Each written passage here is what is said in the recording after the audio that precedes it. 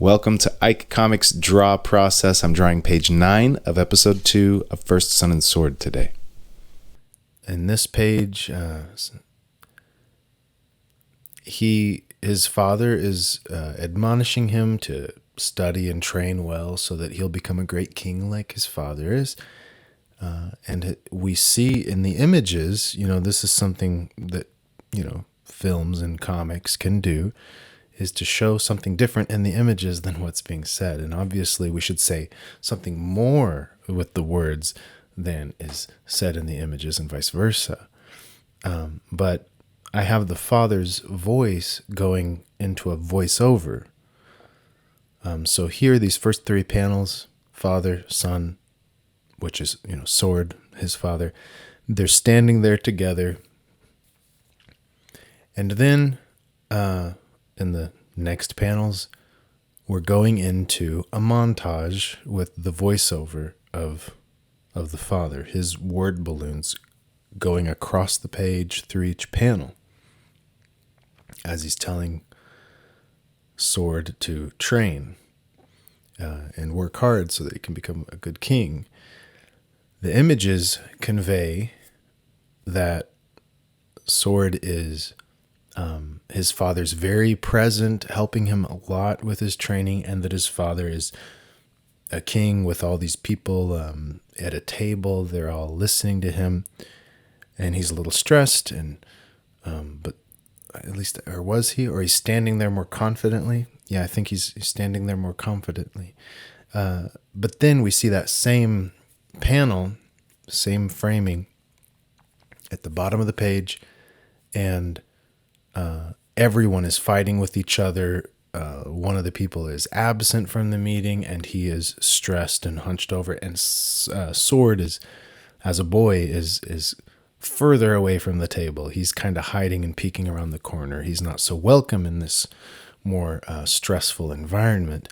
So you see this progression of something is going on and changing.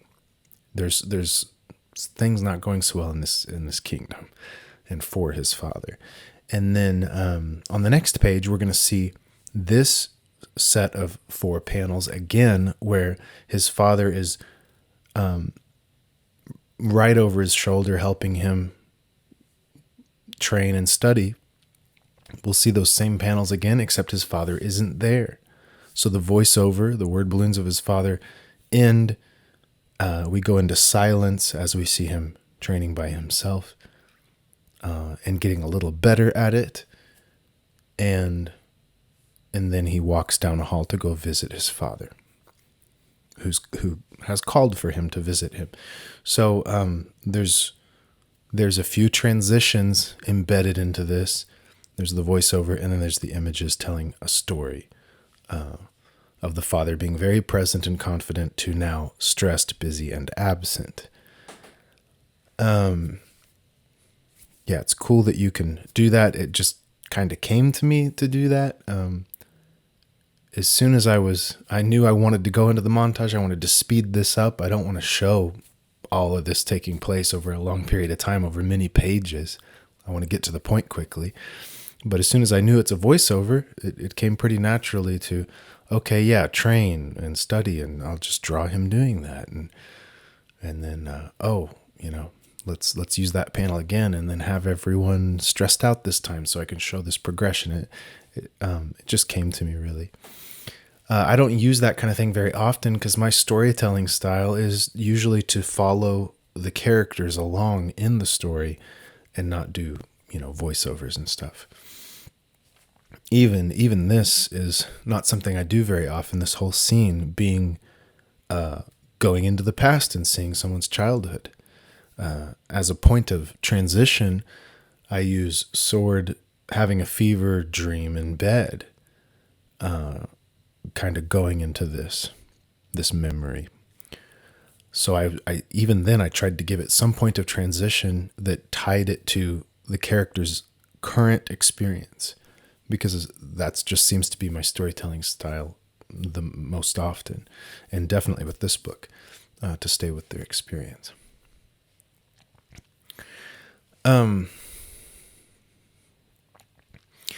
I have recently been thinking about my work, my process, my practice, and kind of struggling with it. I'm considering using a different pen and a different inking style. I'm thinking about going back and revisiting the colors for this issue. There's, 9 pages now done, and I might adjust the colors some. I've gone back to studying anatomy a little bit more for just brief spurts of time in the morning usually.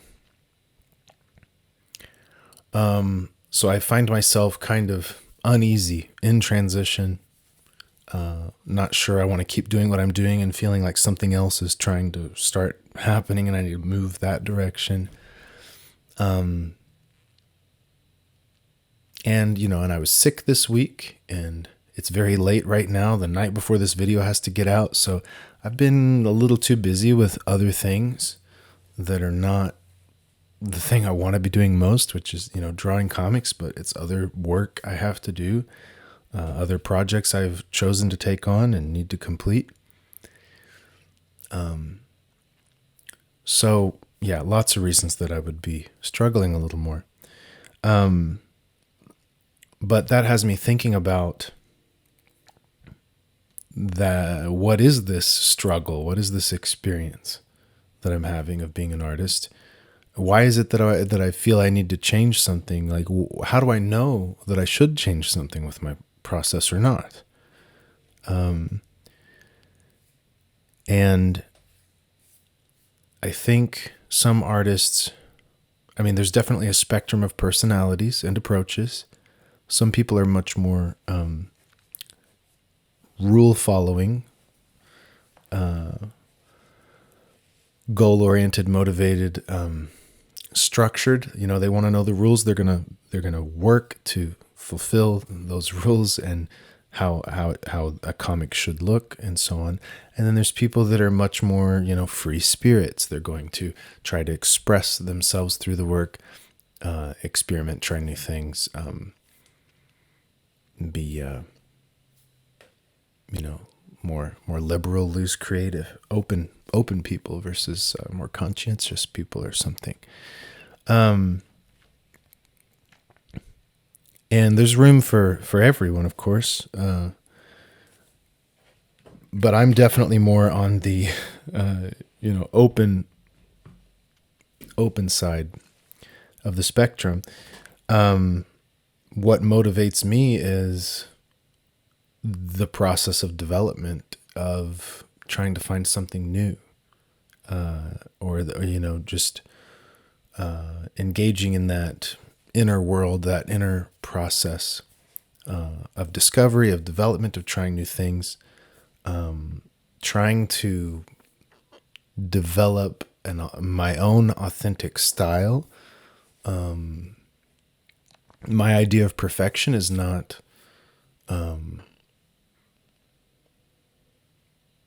would be to continue on my creative path to its end point, where it's going.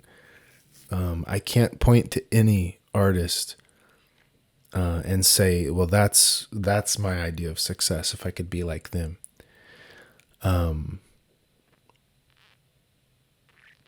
And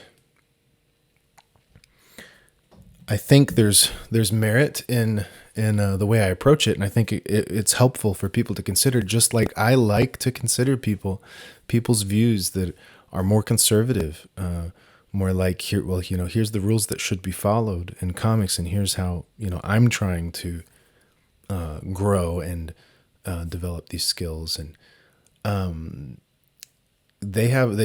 I like to learn from people that think that way. So I think there's something to gain for others in the way that I approach it. So what I'm finding lately is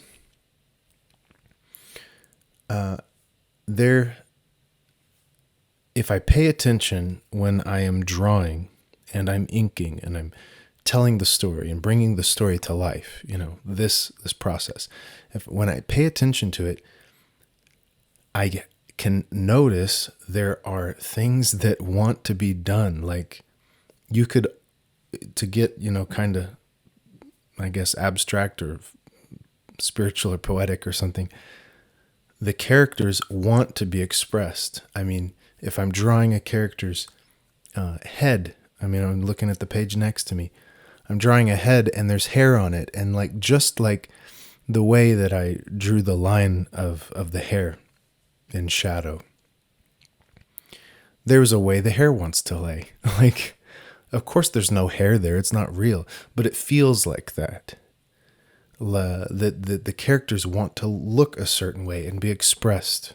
They want to be more expressive. And if my pencils or my inks are not expressive enough, if my current style is not capturing what they need to be, then my style has to change.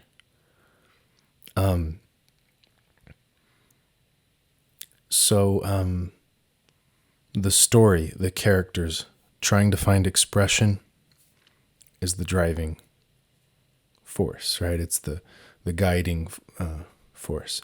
So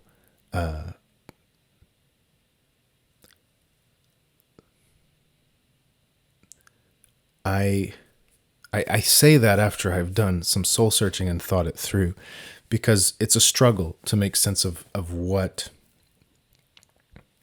the process is telling you, what the work, the art piece wants to become, and what you are becoming and should move toward, because it can be an uncomfortable, it can be a process that is not so clear. For example, one of the things I am always trying to do is complete pages more quickly. Move towards a style where I can draw anything that I imagine, put any amount of figures and background and stuff in a shot from imagination primarily. And that I can do it in a few hours, 2 to 4 hours, and preferably getting it down to maybe 2. That interest in being fast and getting pages done quickly, I know I have to question myself. I have to investigate that. And it's partly because I'm lazy. I can get burned out. I can get bored. Sitting there drawing all day, I can feel like I'm wasting my life, so I'm like, let's get this done. I can feel the pressures of the market. People like to read books that come out often. They like to read longer books. If I want to be successful, I should have more books. And that's that's an important thing I need to do. So I know there's these reasons I have for doing it that aren't so good.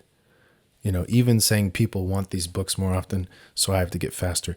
That is not a good enough reason for me to know that is, down that path of what the art wants to become and what I can develop into. Like, and even just a point I want to make on that. If you remember, like, maybe you can relate to this if you're, I assume I'm speaking to artists here. I remember being new at comics and my ego is out of the way because I don't know what I'm doing. And everything is exploratory and trying new things. And I'm developing very quickly. My skills are improving quickly. And I'm learning rapidly. And this has happened in other areas of life, like when you're new at something and you kind of develop quickly.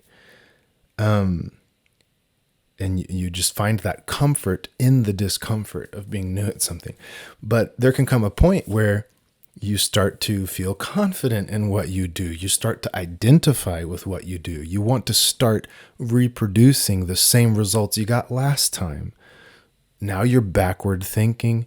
You are restricting yourself. You're not open to learning. You're finding, you're trying to make yourself more comfortable, more protected, more shelled up. That's not a completely bad thing to do though, because that process of like, I'm just going to put the blinders on and plow ahead, that way of being can accomplish a lot, and it can harden, some skills into us, and get them really ingrained in. So that can be good for a time, but it's not the way you're going to stay. So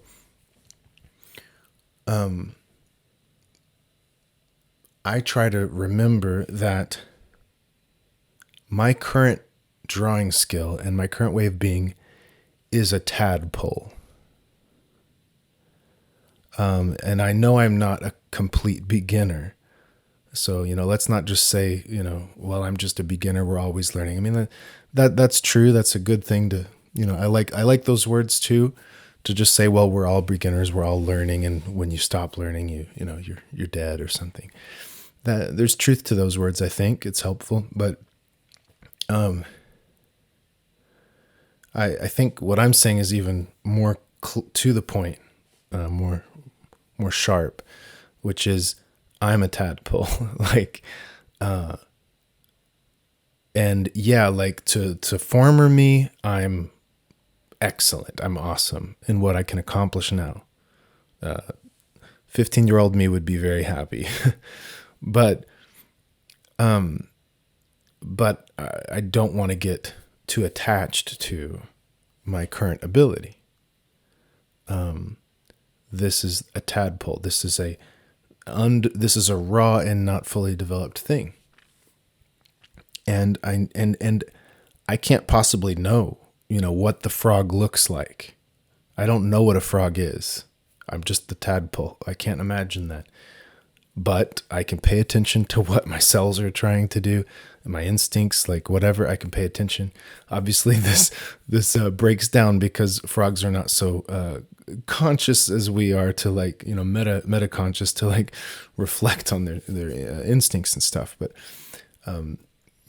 so the analogy breaks down, but you get the idea. I have to use what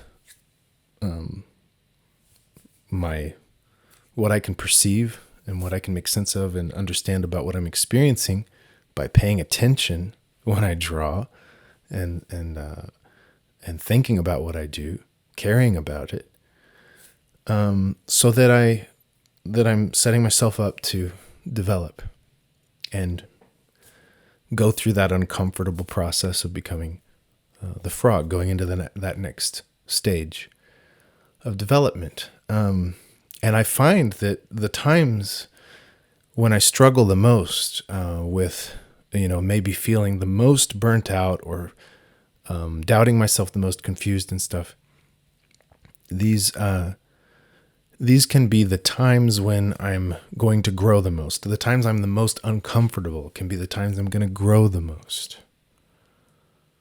I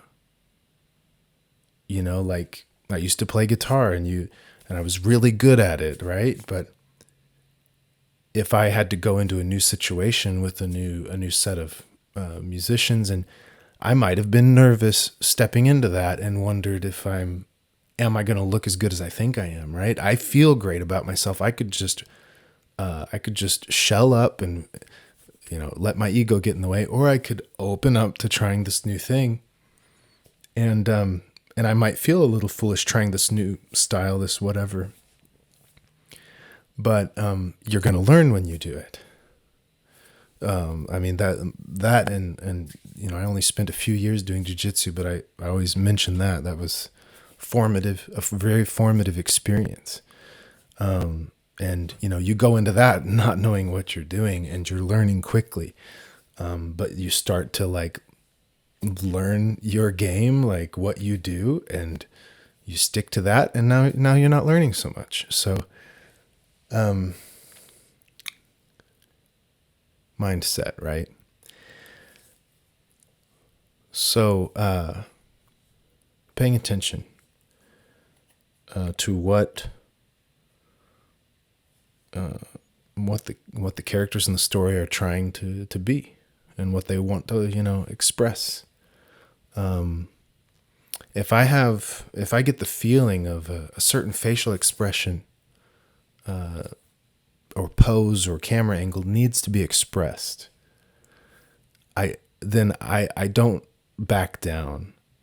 I don't stop myself from drawing it. Just like, if I start to draw it and I realize, oh, I don't know how to draw that, that's really hard for me. I'm not very good at drawing the human figure, or, making this expression at this angle and so on. This is challenging. I'm just going to go to a simple shot. I'm just going to flatten this out and go with a simple pose or something. Like, maybe I do a little bit of that, but we should be paying attention to what we're doing, and not do too much of that. So,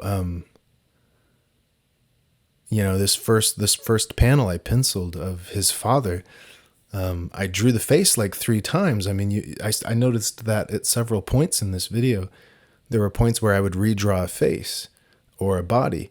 It was not because it was wrong. It's because it was not the face the character's making. Like, to put it poetically again, that's not the face he was making. That's not the right pose.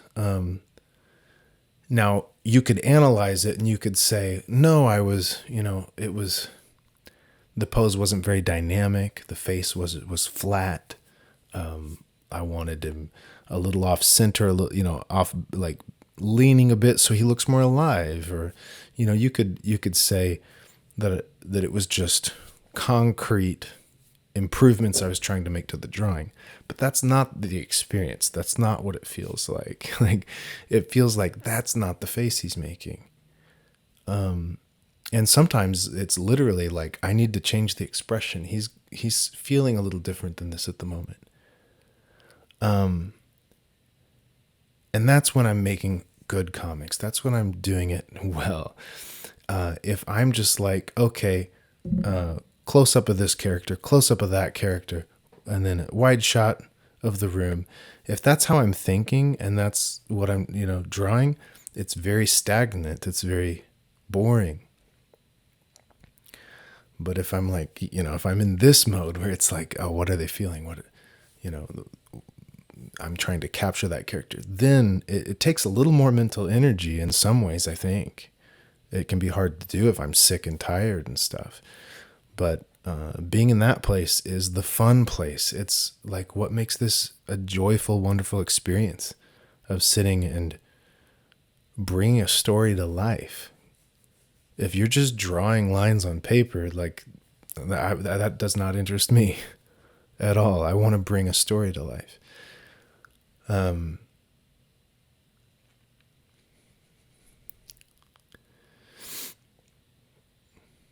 Yeah.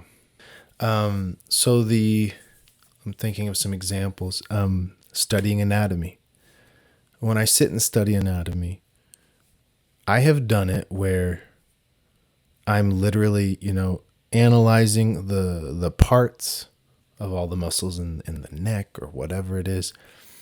And I'm drawing them from different angles, and I'm just like really understanding how it's constructed, and I'm focused on just going through the book start to finish, just doing what I'm told, mechanical kind of production, rule following, right? And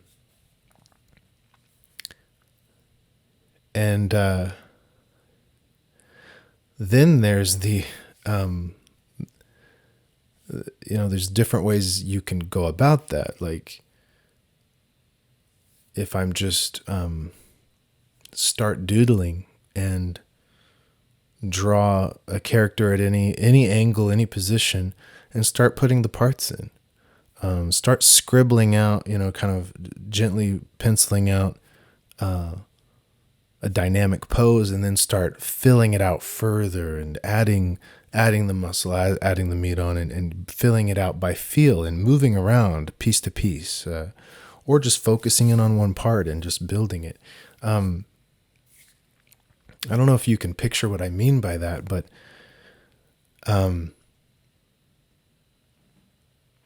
there's different ways to go about that process of doing it.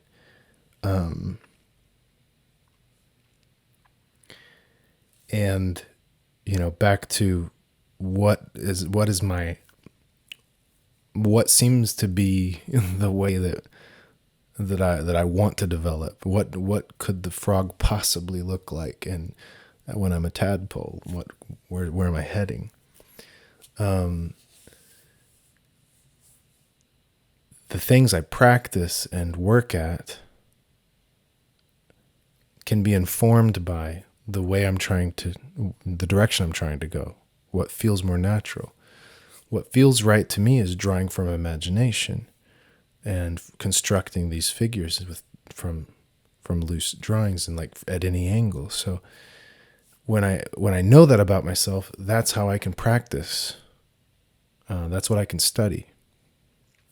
It's like a while back when I was drawing firearms. At first, I was just referencing firearms and kind of drawing what I saw and making sense of the parts. And then I was reconstructing my own firearms, just mixing parts in ways that seemed believable, just from imagination in a way, by mixing and matching and kind of making it up without referencing. That's when it was starting to get into the kind of learning that really sticks, but also the kind of learning and practice, really, maybe that's the word, the kind of practice that reflects what I should be practicing. Like if you're not going to practice basketball by just shooting shots. Like now sometimes you might want to isolate a certain piece of your game that you're trying to improve, obviously, but you've also got to play the game. For me lately, the main thing that I'm trying to do with my anatomy studying is just doing it, like for a short period of time. Sit down, sketchbook, pull up some reference, or a book I'm studying from, and draw like just at least one piece of the body, one piece of anatomy or something, just to remind myself of those pieces. If you do that every day, after a year, 2 years, 3 years, that's a lot of reminders. That's a lot of little pieces.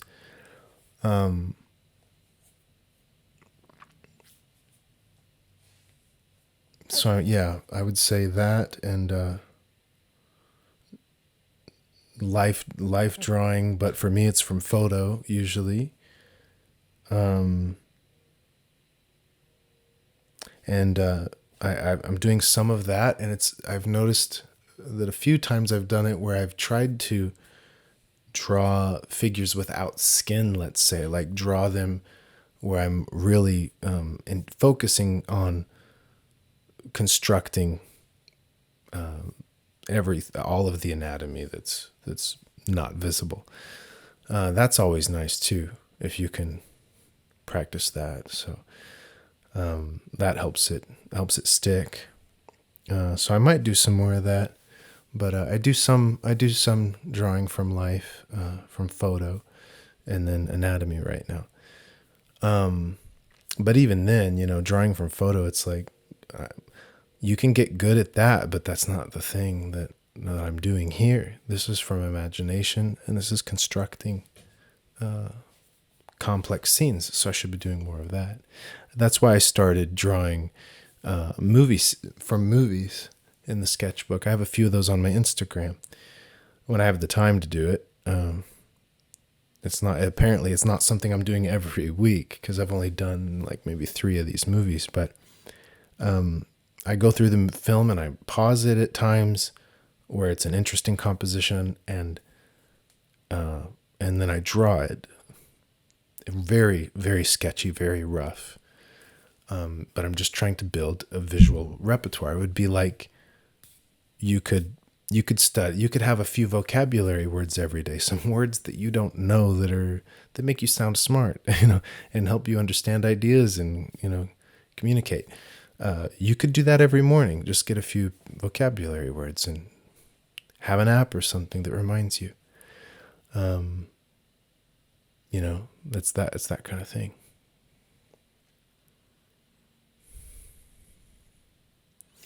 We have here his father. That's his father's arm. Hopefully that's clear enough, because it kind of looks like a huge hand and forearm from Son. But his father is doing the writing and the son's watching. They're stargazing. He's kind of helping him set up his shot with his bow, and he misses. But on the next page, Son will be doing the writing by himself. His father's absent. He'll be doing the stargazing alone, and he will be shooting alone, and he will hit his target. He'll hit the deer. So, that's, again, that visual storytelling, showing these images and what changes and what's being said just by the visuals apart from the words. And, at first I was drawing him like riding a horse, and I was like, let's go with stargazing. I like it adds the emotional element too, of like a father and son like sitting together beneath the stars. It's kind of a nice picture, but with the father pointing the way he is, it's like, oh, there's instruction occurring. So it's February. I know when I started this year, I really wanted this to be a good year, a really productive year. I am on track to producing more than last year. I mean, it's going to be, I should be able to do 2 pages a week on average. Sometimes just one like this week, but I think I can keep that up. But yeah, this is a year I really want to get everything going the way it needs to. A lot of areas of my life that need some work, but especially with comics, with my art, with how I share it, talk about it. I mean, I've managed to put these videos out once a week or sometimes more, but I know I can do more than this. Like, I have more to say, more to share. I'm going to do some of that with Clever Kaiju. I'm driven to be a little more serious. Make myself a little more uncomfortable. Scheduling and doing things that feel a little flying by the seat of your pants, a little uncomfortable. And growing when I do it. So, one thing that's really been helpful for me lately,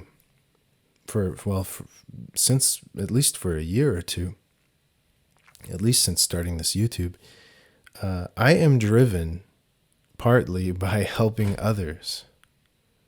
And I think that that's a valuable thing, is having some meaning and some purpose that's beyond yourself in a way.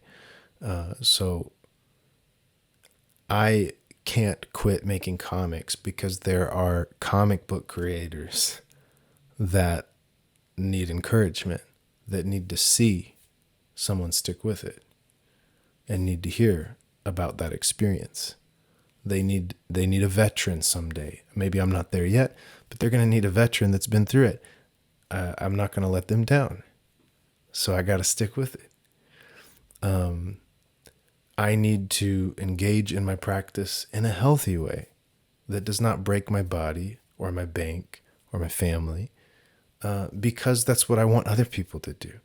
I want that for them. And so I have to live it. I have to live my philosophy or my religion or whatever.